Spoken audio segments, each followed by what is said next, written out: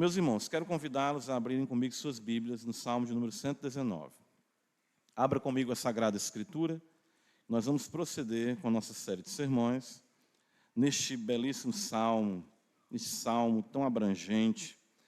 Nós vamos, como de costume, ler o princípio da sessão, no caso, verso 73, até o verso de número 77, embora, como os irmãos bem sabem, nós hoje iremos nos deter no versículo de número 77.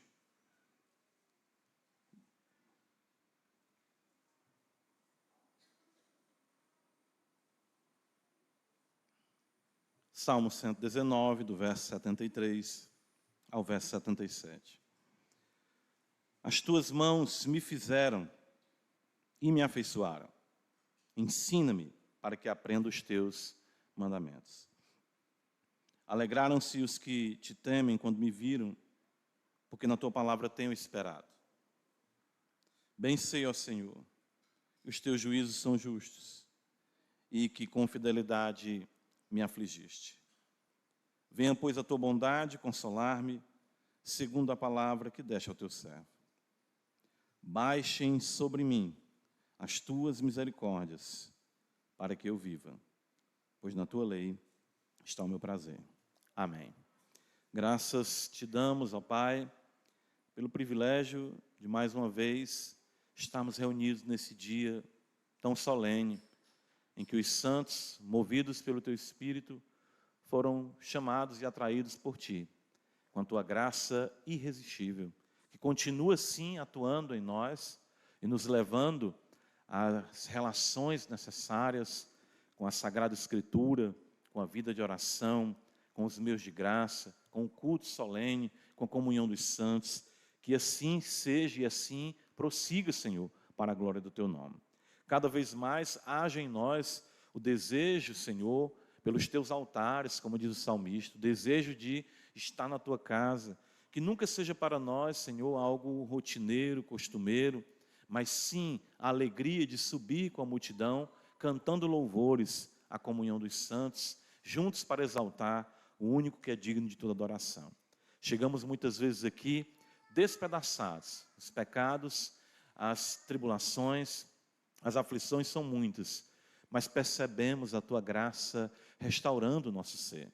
Percebemos a tua graça restaurando a nossa vida, as nossas forças, a nossa fé que tu nos deu para prosseguirmos neste mundo mau.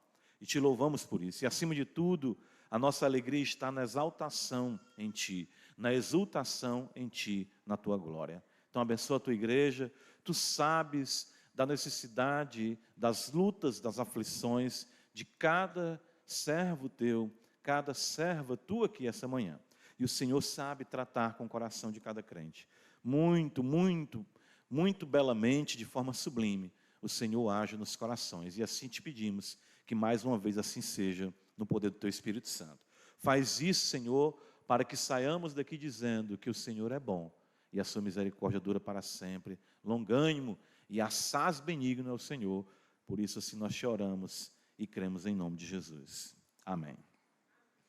Irmãos, o salmista, ele se vê, né? Claro que isso é algo que quanto mais o fiel tem na sua relação com Deus, ele vai contemplar essa realidade. Ele se vê extremamente dependente do Senhor. Principalmente quando ele considera a sua bondade e a sua misericórdia. No verso 76, irmãos, veem que ele já pede isso a Deus. Ele diz, venha, pois, a tua bondade, que é um paralelo para com o verso 77, onde ele pede que as misericórdias do Senhor baixem sobre a sua vida. De fato, ele entende que sem a mesma, ou sem as mesmas, pudéssemos também colocar assim, ele não conseguiria viver. Por essa razão, ele não se envergonha de suplicar por mais misericórdia sobre a sua vida. Por isso que no verso 76, irmãos, observam, ele diz, venha, pois, a tua bondade consolar-me. E nós consideramos o consolo de Deus que vem mediante a sua bondade, claro, para as nossas vidas. E ele pede mais ainda agora da misericórdia. De fato, no plural ele coloca assim, das misericórdias do Senhor que venham sobre a sua vida. Então, nós podemos, eu creio, e devemos aprender com o salmista a necessidade que temos como servos do Senhor de termos em nossa vida mais ainda graça sobre graça. Nós vamos considerar esse versículo também do Evangelho. Misericórdia e mais misericórdia para que vivamos para a glória de Deus. Irmãos, Deus não nos salvou com uma cota de misericórdia. Eu creio que é isso que nós precisamos entender. Deus não nos salvou com uma quantidade de misericórdia restrita ou delimitada para nos abençoar em nossa jornada cristã. Nós é que temos a tendência de quantificar ou gotejar a bondade e a misericórdia de Deus para com nossas vidas, de acordo com como nós entendemos que os nossos corações estejam ou interpretem a realidade. Nós temos a tendência, a inclinação, isso é algo que nós precisamos sempre trazer à memória no que concerne ao Evangelho, de que nós fazemos algo para ser salvo. É comum isso. Em outros tempos, na minha realidade pastoral, eu era um pouco mais duro quando eu ouvia alguém dizer: pastor, eu estou lutando, estou me esforçando. E nós tentamos desvencilhar essa ideia de obras para a salvação, porque isso de fato tira, de certo modo, a glória de Deus. Mas eu sei também que é uma luta a qual nós temos que lidar com ela toda a vida, de que nós só nos achamos bem, só nos sentimos bem pelos nossos parâmetros. E nós não conseguimos compreender como um Deus tão bom é de fato tão bom. Nós temos dificuldade de entender que nós precisamos de graça e misericórdia em nossas vidas todos os dias. E que Deus não se cansa de demonstrar isso para conosco, se, claro, o nosso coração for reto para com Ele. Aí o irmão coloca: pastor, tem uma condicional aí, claro, mas essa condicional também é suprida por Ele.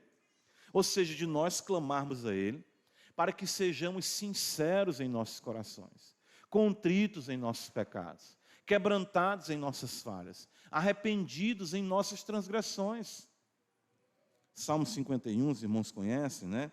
É o salmo clássico dos salmos penitenciais de Davi, que Davi vai dizer, um salmo que é interessante isso, porque, veja, nós temos a tendência de não lermos os títulos dos salmos. Nós lemos os títulos editoriais que as versões trazem, que se encontram em negrito, pelo menos na minha versão, Almeida Revista Atualizada. E nós passamos logo para o salmo.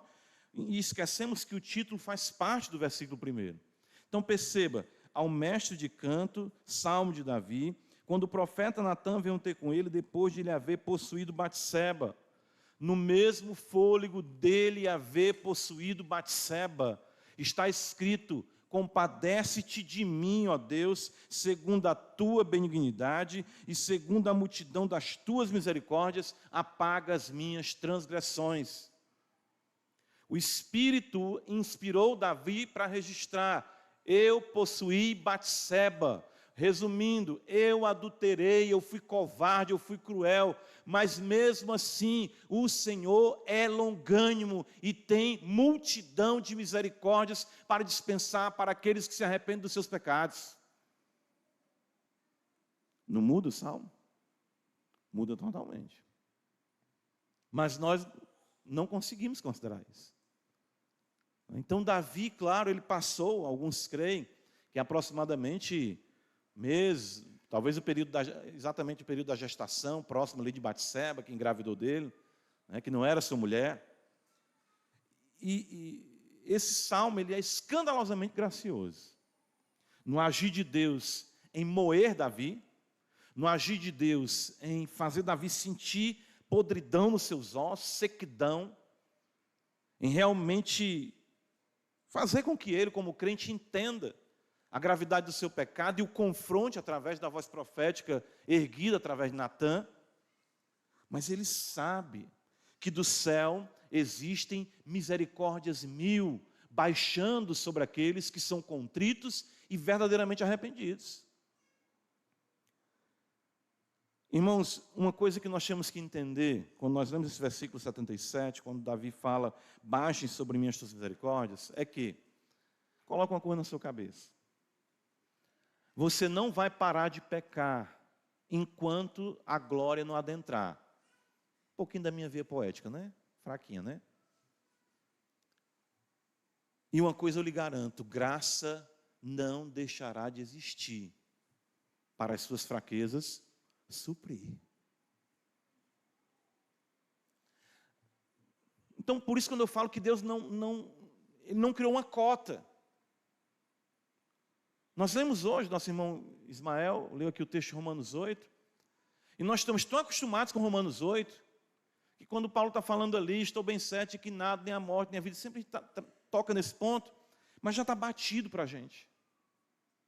Por quê? Porque nós não conseguimos perscrutar, sondar a grandiosidade das misericórdias de Deus para conosco.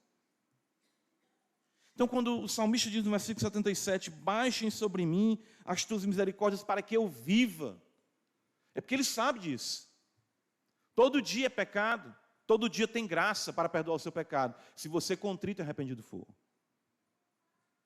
Não somos, irmãos, apenas carne e sangue, é importante considerarmos isso. Nós não comungamos de uma percepção meramente animal da vida. Embora nós saibamos da importância dos cuidados para com o nosso corpo, e muito se fala do cuidado com o templo do Espírito Santo, se utilizando o texto, eu até entendo algumas vezes de forma exagerada, mas as muitas realidades necessárias de uma vida saudável não se compara à necessidade que nós temos de graça e de misericórdia. Certo? Então, nós precisamos de graça e de misericórdia, mais até mesmo do que nós precisamos de saúde para os nossos corpos. Sabe por quê? Porque por mais que nós tenhamos saúde, ela está fadada a passar, mas as misericórdias do Senhor permanecem e duram para sempre. Entenda, é bom, não tem nada melhor do que nós não estarmos sentindo dor, desconforto, coisa ruim, né? Coisa ruim é uma pedra nos rins, eu sempre lembro disso, né? Coisa ruim, enfim, as dores dessa vida.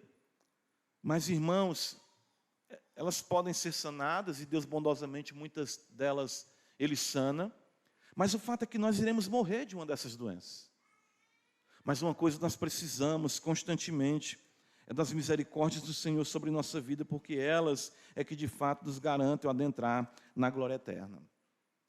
É por isso que Paulo vai dizer em 1 Timóteo 4,8, considerando esse paralelo, quando ele diz que o exercício físico para pouco é proveitoso, mas a piedade para tudo é proveitosa, porque tem a promessa da vida que agora é e daqui há de ser. Paulo não está censurando o cuidado da vida, mas ele, quando compara a glória que há de vir, e a necessidade que nós chamamos de piedade, claro que isso está carregado de graça e de misericórdia, isso é prioritário em nossa vida.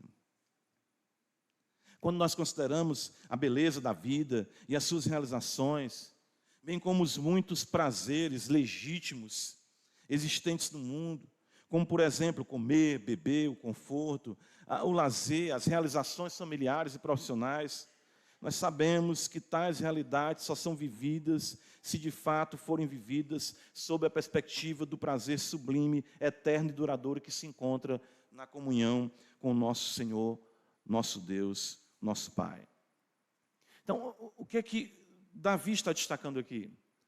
Ele era rei, pecador que precisava de graça. Embora cercado de todo um contexto de conforto, de reconhecimento, de fama e de realização, chegou um tempo na vida de Davi que tudo que ele fazia dava certo. Tem momento que é assim na vida da gente, vai tudo, parece que a gente está, tudo muito fácil, tudo muito soft, Mas nós percebemos que a nossa vida só faz sentido se nós tivermos a graça de Deus em nosso coração, se nós tivermos as misericórdias atingindo nossa vida.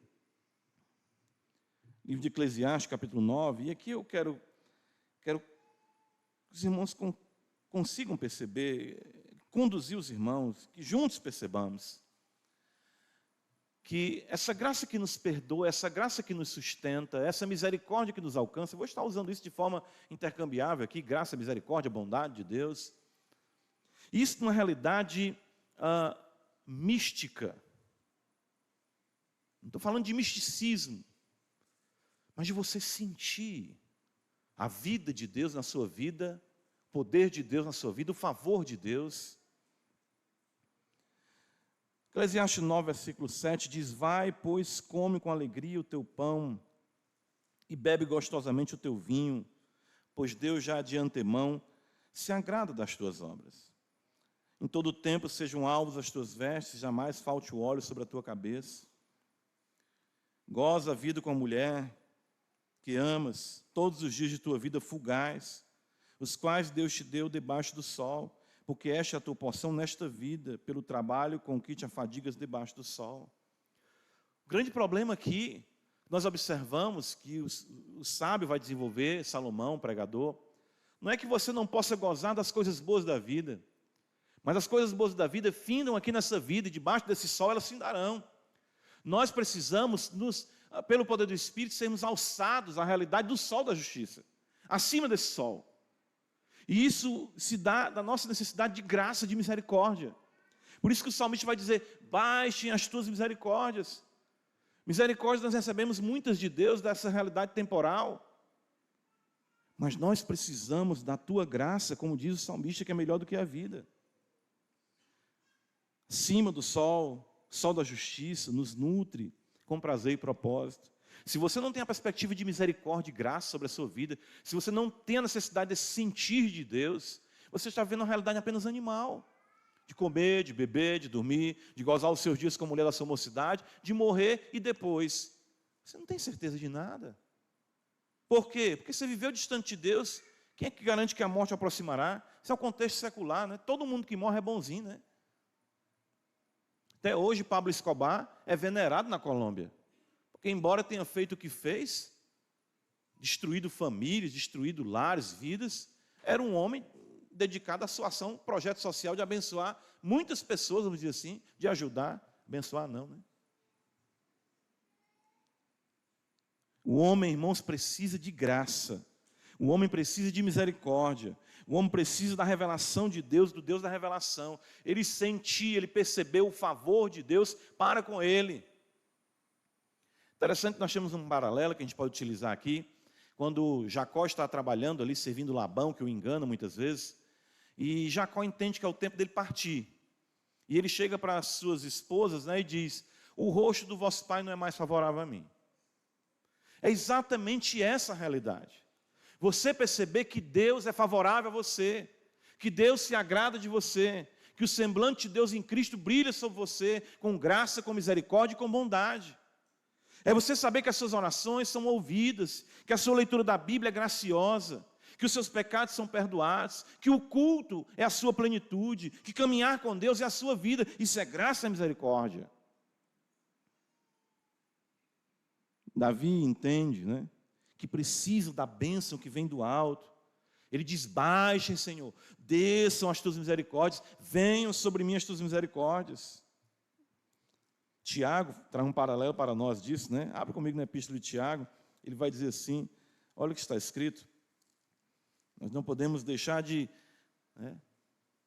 tentar aqui, perceber alguma influência, né? Claro, pensando em Deus acima, soberano. Mas olha como é belo isso aqui que Tiago fala no capítulo 1.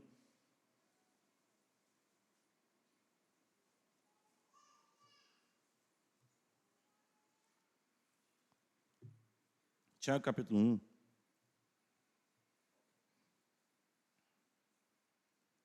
Está escrito assim, veja no verso 16. Tiago diz: não vos enganeis, meus amados irmãos, toda dádiva, todo dom perfeito, são da onde? Lá do alto. Entende? Não são cá de baixo, são lá do alto, descendo do Pai das luzes, em quem não pode existir variação ou sombra de mudança, pois segundo o seu querer, Ele nos gerou pela palavra da verdade, para que fôssemos como que primícias das suas criaturas. A realidade é essa, lá do alto, você entender que existe a realidade sublime divina acima de você, e que você precisa dessa misericórdia, dessa graça. de erguer as suas mãos e suplicar: baixem sobre mim, Senhor, as tuas misericórdias. Hoje, um grupo dos homens aí, o pastor Rhodes compartilhou um texto, né, de Spurgeon, e é mais ou menos isso aqui. Palavras aqui de Spurgeon: houve um tempo em que eu precisei de evidências para crer no Senhor Jesus. Interessante isso, né? E isso é muito comum, principalmente na questão da apologética. Não tenho nada contra a apologética, mas não entendo que a apologética traga isso. Ela pode até lhe alegrar algumas perspectivas. Olha, que coisa interessante. Descobertas arqueológicas, realidade filosófica, os argumentos. Não tenho nada contra, não estou dizendo que é pecado. Mas veja como isso aqui é belo. Houve um tempo em que eu precisei de evidências para crer no Senhor Jesus, mas agora eu o conheço tão bem, por experimentá-lo, que eu precisaria de muita evidência para que eu duvidasse. Estão entendendo o que é isso? Não é assim que acontece? Você pode ser tentado e buscar algumas questões que provam a canonicidade, a inspiração, a inerrância da Escritura, as questões que envolvem a complexidade das doutrinas cristãs, trindade, duas naturezas numa só pessoa, divina e humana, Jesus Cristo nosso Senhor, a soberania, livre-arbítrio, a responsabilidade humana, colocando assim, e você pode ficar com essas querelas e lutar e sofrer muito para que você possa permanecer na igreja em paz. Mas chega um momento em que você está vivendo a sua vida e de repente ali de joelhos, orando, clamando ao Senhor, ou lendo a sua palavra, ou no culto, ou numa conversa simples com o irmão, que vem uma certeza, uma graça, uma convicção sobre você, que não explica nada daqueles problemas e dilemas, mas você tem certeza de que conhece a Deus e que Deus conhece você. Não precisa de mais nada.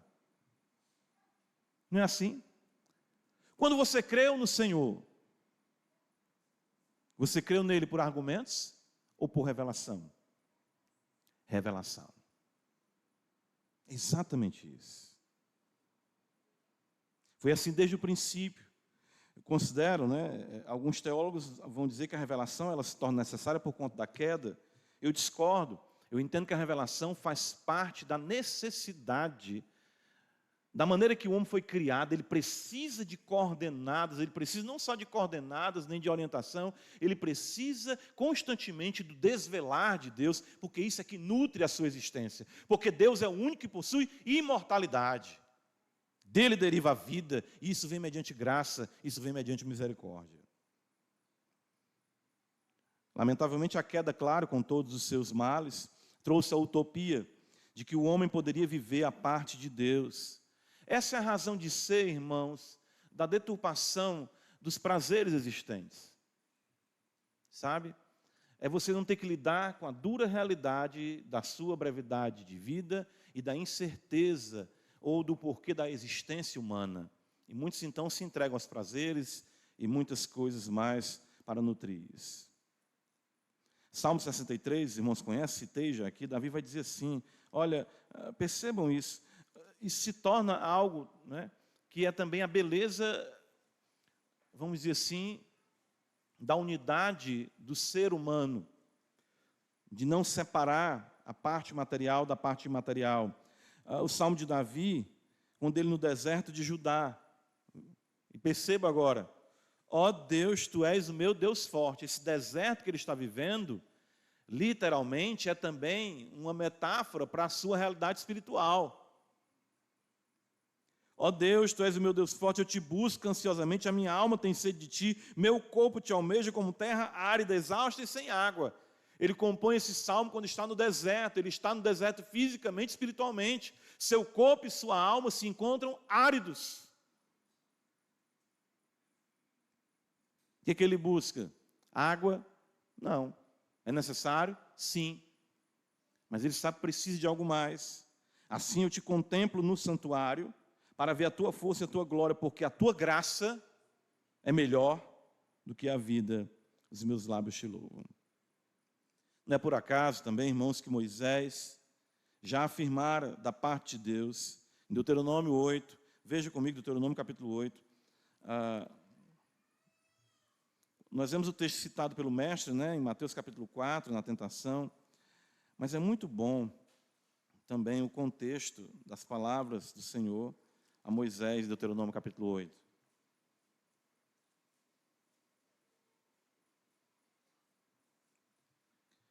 E dareis de cumprir todos os mandamentos que hoje vos ordeno.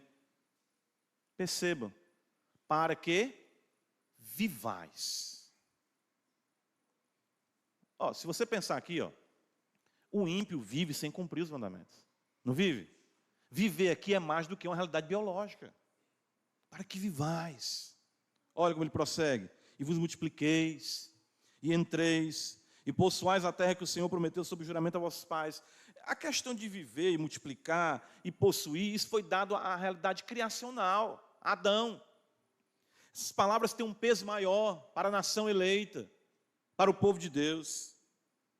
Recordar-te-ás de todo o caminho pelo qual o Senhor teu Deus te guiou no deserto, esses 40 anos, para te humilhar, para te provar, para saber o que estava no teu coração, se guardarias ou não os seus mandamentos. Veja que os contextos, a sequidão, a aridez, as lutas, é tudo para tratar o nosso coração.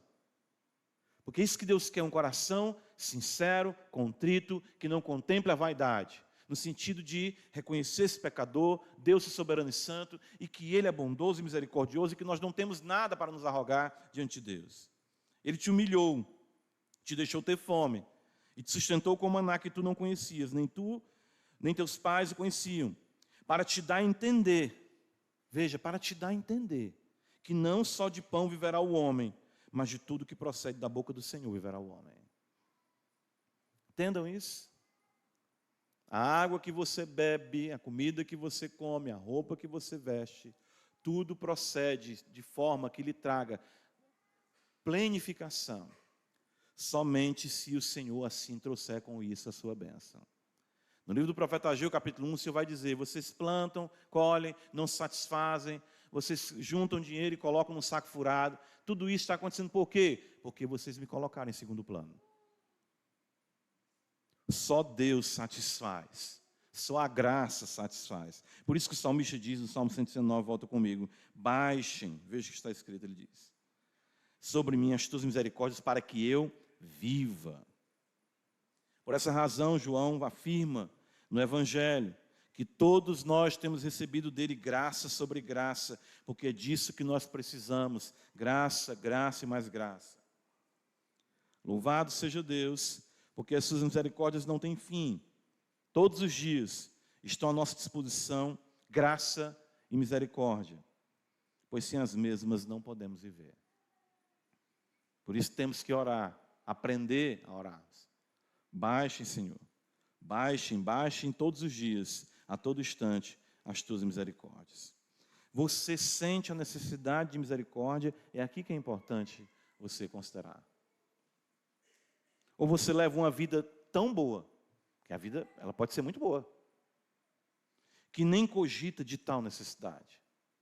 Está tudo dando tão certo, está sobrando dinheiro, coisa boa, né? Está sobrando dinheiro, aí tudo maravilha, casa, já, né? Tem gente que chega às vezes 40 anos, já está com tudo resolvido, é casa, é carro próprio, é casa própria, é tudo próprio, né? Só não tem a própria alma, né? Como até o Senhor fala: essa noite te pedirão a tua alma. Você consegue viver sem graça? É só você considerar a sua vida para responder essa pergunta, se ela consiste apenas nas realizações do tempo presente. Você está seguindo exatamente a máxima do mundo, correndo atrás? Você está correndo atrás apenas. Estou dizendo que é errado. Todo mundo tem que trabalhar pelo pão de cada dia. Mas que isso não seja a sua meta apenas. Os fiéis acordam e dormem clamando por mais misericórdia e graça. É assim, todo dia, amanhã, Senhor, misericórdia, graça eu preciso. Durante o dia, misericórdia, misericórdia, Senhor, graça, me visita minha alma, perdoa meus pecados, me ajuda, não deixe esquecer de Ti. Eu peco todo o tempo, é dentro de mim, é com os que estão próximos a mim, é no meu trabalho, na rua. Graça e misericórdia, Senhor, graça, abundante graça. Faz-me ver a Tua face, faz-me sentir a Tua graça. Veja, para nós concluirmos, a segunda parte do versículo 77 diz: baixe sobre mim as Tuas misericórdias, para que eu viva. Ele diz: pois na Tua lei está o meu prazer. Ora, a lei de Deus procede da boca de Deus. Sempre o salmista vai fazer isso, né? Movimento para a palavra. Que literalmente nós temos a vida criada, comunicada e mantida pela palavra de Deus. A fonte de toda graça, a fonte de toda misericórdia é a palavra do Senhor. O salmista sabia que a relação com o Deus verdadeiro se pautava na sua palavra. Por isso que esse momento da igreja, nós estamos aqui, os irmãos estão aqui, os irmãos estão no auditório, é o momento principal da vida cristã.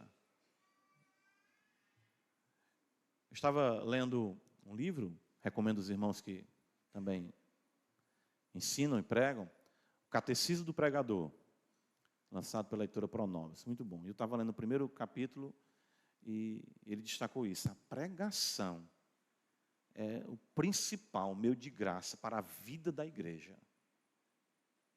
Porque a palavra exposta, ensinada, nós não podemos preterir dela de maneira nenhuma. A relação com Deus verdadeiro se dá pela sua palavra. Por isso, de forma conclusiva, ele fala no versículo 77, pois na tua lei está o meu prazer, e confiava na outorga da misericórdia divina pela palavra ensinada, a santa palavra proclamada. É preciso que compreendamos aqui, e eu volto a tocar no ponto, a relação mística com a palavra, com a Escritura, eterna.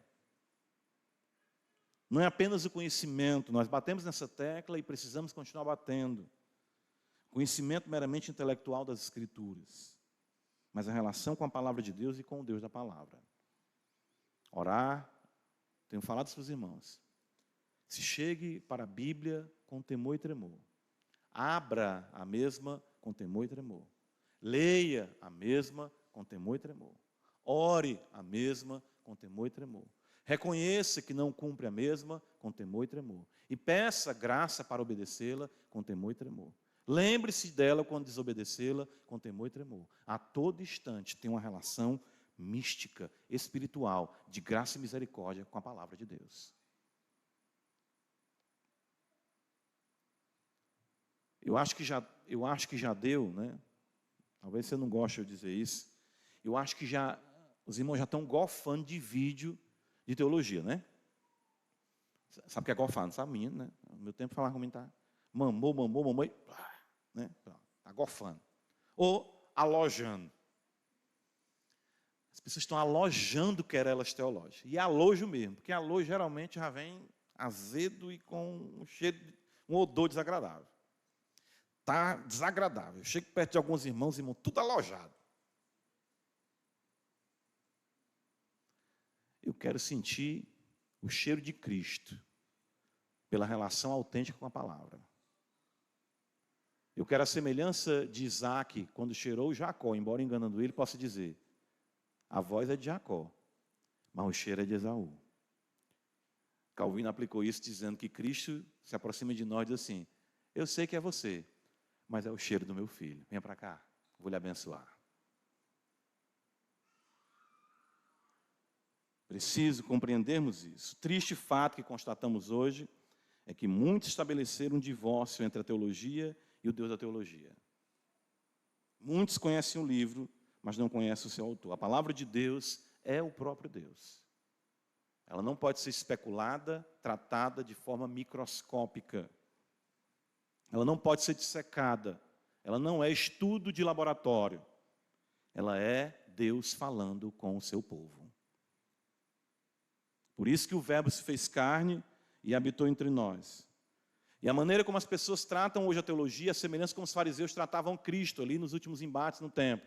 Diz-nos isso, diz-nos aquilo, é lícito isso, é lícito aquilo. O que é que o Senhor diz disso? O que é que o Senhor diz daquilo? O que é que o Senhor pensa disso? O que é que o Senhor pensa daquilo? Armadilhas sorrateiras que revelam uma falsa adoração, tentando colocar a própria palavra em xeque.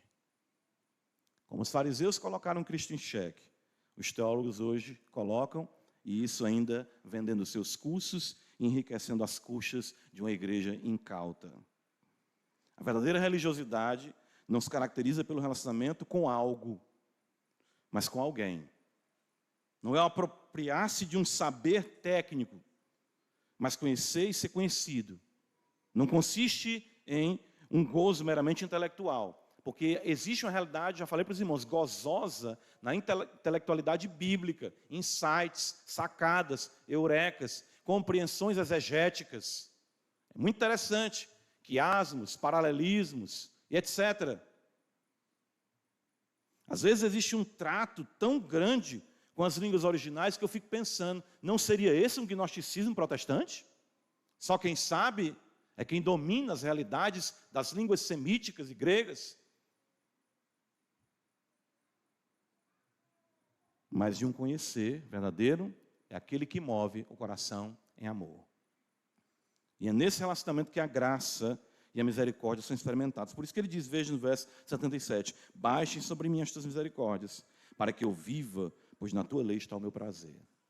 Às vezes eu fico pensando que alguns teólogos ou exegetas veem tanta coisa que se o próprio Davi visse ele explicando, ele dizer, e eu escrevi isso? E eu pensei nisso mesmo? Você ama a palavra de Deus? Ela é o seu prazer, você conhece mais a Deus? Você é conhecido por Ele? Existem em você os entranháveis afetos de misericórdia? Então você conhece a palavra de Deus e o Deus da palavra. Aí que está a diferença. Sempre é bom deixar o parênteses. Nós não somos contra o estudo. Louvamos a Deus pelos linguistas, louvamos a Deus pelos que traduziram e guardam as sagradas letras. Mas não foi com esse propósito. O que nós precisamos diuturnamente é das misericórdias do Senhor. São elas, e de fato sem elas nós não podemos viver. Nós louvamos a Deus por sua palavra, que nos coloca em um relacionamento autêntico com a misericórdia encarnada, Jesus Cristo, nosso Senhor. Nós temos nele a misericórdia plena, o verbo se fez, o quê? A palavra se fez carne, isso é graça sobre graça. Para que nós pudéssemos ter um relacionamento com o Senhor humano. Interessante isso, né? Deus se fez o quê? Homem. Para o quê? Para conversar conosco. E as pessoas hoje querem tirar a realidade humana para falarem com Deus numa técnica, numa coisa que se dissocia totalmente da verdadeira sabedoria plasmada no comum do dia a dia, que é a graça de Deus aprendida e aplicada no amor autêntico ao Santo Evangelho.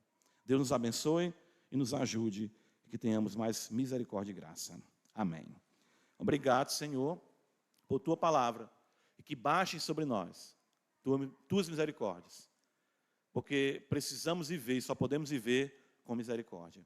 E que a Tua palavra, que nos transmite essa misericórdia abundante, revelando-nos Jesus Cristo, seja o nosso maior prazer. Em nome dele, assim te oramos, Senhor. Amém.